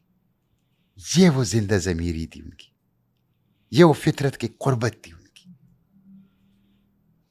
کہ ان کو فلسطین سے محبت تھی. اور ایسا نہیں ہے کہ صرف انسانی حقوق اور جینوسائڈ, وہ آپ دیکھیں نا گریٹا کے ورڈنگ آپ دیکھ لیں کہ جو ہماری گلوبل سموتھ لوٹھیلا ہے وہ کہتی تھی, یہ وہ الفاظ استعمال کرتی تھی کہ یہ anti Zionist, anti apartheid, anti racist, anti colonial, anti secular move ہے. اب آپ پورے اسرائیل کی جڑوں پہ تیشہ چلا رہے ہیں آپ. تو وہ کوئی ایسی جزوی بات نہیں کرتی تھی کہ ہاں انسانی حقوق طلب ہو رہے ہیں اس لیے ہم آئے ہیں. وہ کہتے تھے کہ فلسطین کی آزادی اور اسرائیل کا خاتمہ, پوری بات کرتے تھے. تو میں نے تو پہلے بھی آپ سے عرض کیا نا کہ میں تو ان کی ہدایت کی دعا کر دی, اللہ ان کو اسلام دے, کی دولت سے مالا مال کر دے, کلمہ پڑھنے کی توفیق دے دے. اور باقی جس انداز سے ان کو آپ مطلب یہ ہے کہ وہ بات کرتے ہیں, مکمل بات کرتے ہیں, جس طرح انہیں گریٹا یہ کہتی ہے کہ اگر میں 100 کلو آٹا پہنچا سکوں غزہ اس محاصرے کو توڑ کر, اور اس میں میری جان چلی جائے, تو میں سمجھوں گی کہ میری زندگی ٹھکانے لگ گئی. تو آپ اندازہ کر لیں, اور جس طرح وہ ان بچوں کے لیے تڑپتے تھے, وہ نیلسن منڈیلا کا گرینڈ سن ہو, وہ برازیل کا تیاگو ہو, وہ سویڈن کی گریٹا ہو, حیرت ہوتی ہے, حیرت ہوتی ہے. تو یہ میں سمجھتا ہوں کہ یہ وہ قیمتی اقلیت ہے مغرب کا. یہ وہ جس کو کہتے ہیں نا پہاڑی کے چراغ ہیں, یہ وہ زمین کا نمک ہے مغرب کا. اور یہ ان کی وہ لوگ ہیں جو فطرت کے قریب ہیں اور زندہ ضمیر ہیں. اور ایسے ان کی حریت فکر ان کی ایسی ہوتی ہے کہ ہم تو ایک چیز کو مانتے بھی ہیں, بعض اوقات اس کے اوپر ایمان بھی رکھتے ہیں, لیکن اس کے لیے حرکت نہیں کرتے. لیکن وہ جس چیز کو حق اور سچ مانے پھر اس کے لیے ڈٹ جاتے ہیں, اور پھر اس کے لیے ہر قسم کی قربانی دیتے ہیں. تو یہ میں سمجھتا ہوں کہ یہ ان کا انتہائی قیمتی طبقہ ہے, اور یہ وہ قیمتی طبقہ ہے جن کے ہمیں انگیج کرنا چاہیے. عالم اسلام کو, عالم اسلام کے جو جہان دیدہ اور اسلام پسند سنجیدہ دانشور طبقہ ہے, ان کو اس طبقے کو انگیج کرنا چاہیے. اس لیے میں نے یہ ارادہ کیا ہے کہ میں گریٹا کو بھی پاکستان کی دعوت دوں گا, دورہ کراؤں گا, تیاگو کو بھی, یاسمین کو بھی, مانڈلا منڈیلا کو بھی. اللہ نے موقع دیا, ممکن ہوا, تو ارادہ ہے کہ ہم انشاءاللہ مناسب موقع پہ ان کو پاکستان لائیں گے. انشاءاللہ. شیخ میرا آپ سے آخری سوال آئی تھنک اس کانٹیکس میں ہوگا کہ واپسی کے بعد اب آپ ایک سمجھیں کہ ایک نئے اس ایسپیکٹ سے ایک مشن پر ہیں. حالانکہ چیز تو اپنی ہوا ہے, اگر آپ اس کو ہمیں بتا سکیں کہ وہ کیا ہے, ہمارے لسنرس کے لیے بھی, ہمارے لیے بھی, کہ آپ کس اسٹریٹجک اس کے ساتھ چیزوں کو چل رہے ہیں. ہمیں پتہ ہے جیسے ابھی جس وقت یہ پوڈ کاسٹ ریکارڈ ہو رہی ہے تو آپ آئی تھنک صبح سے ماشاء اللہ جو ہے مختلف یونیورسٹیز میں, مراکز میں, اداروں میں جا رہے ہیں اگین اویکننگ کے لیے. بٹ اس کا کیا کانٹیکسٹ ہے, کیا آپ کی توقعات ہیں, اور ہم سب کے سب لوگ کس طریقے سے ہیلپ کر سکتے ہیں, کیا وہ کر سکتے ہیں, اور آپ ایونچولی اس کو کیسے دیکھتے ہیں؟ بہت شکریہ. میں اس وقت 2 سول سوسائٹی موومنٹ چلا رہا ہوں. ایک تو ڈیڈیکیٹڈ فلسطین کے لیے ہے, اس کا نام ہے پاک فلسطین فورم PPF. اس کا میں پیٹرن ہوں. وحاج احمد صاحب اس کے چیئرمین ہیں, اور وہ صرف فلسطین کے حوالے سے لوگوں کو آگاہی دینا, شعور دینا, چوکنا رہنا, اور فلسطین کے حوالے سے مزاحمت, اور فلسطین کے حوالے سے جو لوگ کام کر رہے ہیں ان کے لیے ایک اتحاد و اتفاق کا پلیٹ فارم فراہم کر, ان کو جوڑے رکھنا تاکہ سب ایک دوسرے کو معاون بن سکے, ایک دوسرے کو سپورٹ کر سکے. تو یہ, اور اس میں 1 لاکھ فلسطین کمیٹیاں, پاک فلسطین کمیٹیاں, تاکہ میں نے جس طرح عرض کیا نا کہ پولیٹیکل پارٹی سے جو توقع ہوتی, پارلیمنٹ سے جو توقع ہوتی, حکومت سے جو توقع ہوتی, وہ پوری نہیں ہوئی. اس لیے ہم جس طرح یورپ کے عوام نے بھی کیا ہے, ہم عام عوام کو منظم کریں گے, اور بلا تفریق ہر قسم کے تفریقات سے اور تقسیم سے بالاتر جو صرف ایک ہی کامن گراؤنڈ فلسطین کے اوپر ہمارے ساتھ ہوں, ان سب کو اکٹھا کریں گے. تو یہ 1 لاکھ پاک فلسطین کمیٹیاں, اس میں پورے پاکستان میں جا رہا ہوں. 4-5 دن میں نے کراچی کا دورہ کیا, 5 دن میں لاہور میں ہوں, سیالکوٹ میں 1 دن رہا, ملتان میں 1 دن رہا, کوہاٹ میں 1 دن رہا. اب میں باقی اضلاع فیصل آباد میں بھی جا رہا ہوں. ہر ضلع میں جاؤں گا اور ہر جگہ جا رہا ہوں, تاکہ ہم اس طرح پاک فلسطین کمیٹیاں بنائیں, اور یہ کمیٹیاں فلسطین کے کاز کی چوکیداری کریں, اس کے حوالے سے ایجوکیشن اویئرنیس دیں, اس کے حوالے سے اتحاد و اتفاق کی اضافہ ادا کریں, اور اس حوالے سے مزاحمت کو منظم کریں. تو ایک تو یہ. دوسرا, ایک میں نے پولیٹیکل سول سوسائٹی, نئی اصطلاح میں استعمال کر رہا ہوں کہ سول سوسائٹی عموماً کہا جاتا ہے کہ یہ پولیٹیکل ہوتا ہے. یہ پولیٹیکل ہے لیکن نان الیکٹورل. اور پولیٹیکل اس لیے ہے کہ میں سمجھتا ہوں کہ سیاست کے, پاکستان کے مسائل کا حل سیاست میں ہے. سیاست کی اصلاح ہوگی تو پاکستان کی مملکت کے مسائل ٹھیک ہوں گے, اور مسائل کے حل کی جگہ جو ہے وہ پارلیمنٹ ہے. پارلیمنٹ سے صرف نظر نہیں کیا جا سکتا. فی الحال یہ ایک نان الیکٹورل پولیٹیکل سیاسی ایک سول سوسائٹی موومنٹ ہے, اور اس کا نام ہے پاکستان رائٹس موومنٹ. اردو میں اس کا ترجمہ ہوگا پاکستان تحریک حقوق, لیکن بیسیکلی اس کا نام انگریزی ہی میں ہے, پاکستان رائٹس موومنٹ. اور 3R اس کا ایجنڈا ہے, رائٹس, ریزسٹنس, ریفارم. کہ جو رائٹس کانسٹیٹیوشن نے دیے ہیں, جو رائٹس کانسٹیٹیوشن نے انڈیویجولس کو دیے ہیں, فیڈریٹنگ یونٹس کو دیے ہیں, اور ہمارے جو 1973 کا دستور ہے, ابھی بھی ایک سیمینار سے میں آیا ہوں یہاں پہ, اللہ تعالیٰ نے پاکستان کو بے انتہا نعمتیں دی ہیں. ان نعمتوں میں سے ایک نعمت یہ 1973 کا دستور ہے, جس کے اوپر پوری قوم متفق ہے. یہ ہماری اتحاد و اتفاق کی علامت ہے, مظہر ہے. اور یہ میرے شیخ تھے جہاں سے جن سے میں نے لفظی ترجمہ قرآن کا پڑھا ہے, شیخ القرآن مولانا گوہر رحمان رحمہ اللہ. وہ خود قومی اسمبلی کے ممبر رہ چکے ہیں, بہت بڑے عالم تھے, بہت بڑے عالم تھے. تو ان کی ایک کتاب ہے اسلامی سیاست, کمال کی کتاب ہے. اس میں انہوں نے لکھا ہے کہ جو 1973 کا دستور ہے, جو میثاق مدینہ کی روشنی میں ایک اسلامی دستور کے جو خصوصیات ہوتی ہیں, وہ تمام کی تمام خصوصیات اس 1973 کی دستور میں موجود ہیں. یہ ایک ڈاکومنٹ ہے, ہمارے لیے اس نے آسان کیا ہے کام. متفق کیا ہے لوگ, فیصلہ کیا ہے کہ اسلامائزیشن آف دا اسٹیٹ کیسا ہوگا, کیسے ہوگا. بس یہ ہے کہ اس کے لیے اچھی لیڈرشپ مل جائے اور اس کے اوپر عمل درآمد ہو, اس کی صحیح روح کے ساتھ, الفاظ کے ساتھ صحیح عمل درآمد ہو اس کے. تو پاکستان رائٹس موومنٹ جو رائٹس دیے ہیں انڈیویجولس کو اور فیڈریٹنگ یونٹ کو, اس کانسٹیٹیوشن نے اس رائٹس کا شعور دیا جائے, اس کے لیے لوگوں کو ریزسٹنس پہ آمادہ کیا جائے, اور پھر تعمیری نو, تشکیلی نو پاکستان کی, reconstruction of Pakistan, rebuilding of Pakistan. Iqbal اور قائد نے, شہدائے پاکستان نے جس مقصد کے لیے یہ ملک بنایا تھا, اس مقصد کے لیے اس کی ریکنسٹرکشن ہو, اس کی ری بلڈنگ ہو, تعمیری نو ہو, تشکیلی نو ہو. تو یہ PRM پاکستان رائٹس موومنٹ کا وہ ہیں، اور اس کے لیے بھی میں ابھی اسلام آباد میں ایک آفس بنا رہا ہوں، اور پورے لوگوں کو اس کے لیے جو ہے وہ متفق کروں گا، اس کے لیے کوشش جدوجہد کروں گا، اور اس کا مقصد ہی یہ ہے کہ پاکستان میں سیاست کی اصلاح کی جائے، اور جو ٹرسٹ ڈیفیسٹ ہے پولیٹیکل پارٹیز کے اوپر، پولیٹیکل لیڈرشپ کے اوپر، SVQM کو فیل کیا جائے.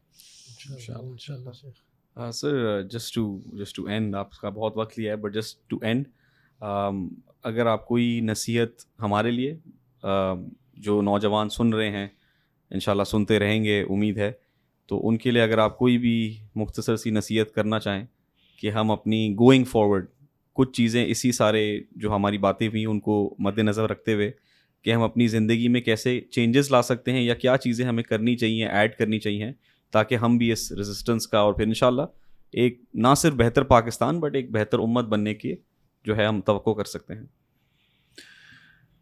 دیکھیں، ایک تو میں آپ لوگ تو خیر اساتذہ کرام ہیں، دین کے علم اور علوم نبوت کی اشاعت کر رہے ہیں، بہت بڑا کام ہے. میں کیا نصیحت کروں گا، میں تو خود آپ لوگوں سے نصیحت لیتا ہوں، لیکن میں صرف درخواست کروں گا، اور ایک آپ سے کہہ سکتے ہیں اپنا احساس آپ کے ساتھ شیئر کروں گا کہ آپ لوگ بہت بڑا کام کر رہے ہیں، اس کو جاری رکھیں.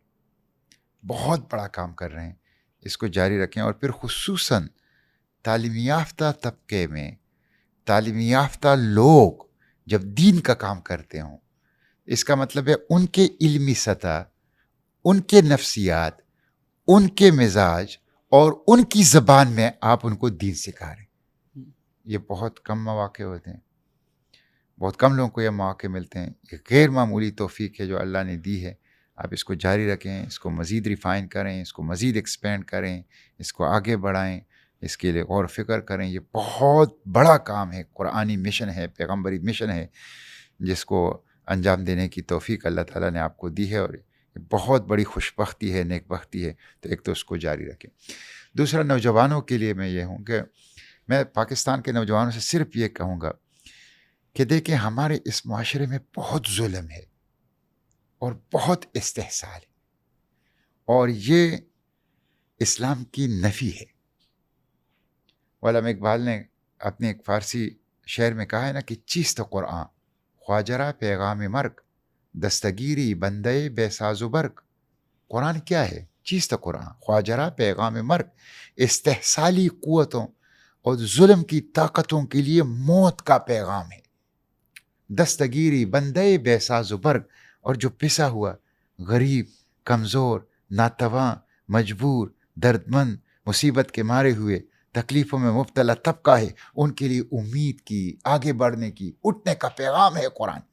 یہی قرآن ہے، یہی اسلام ہے.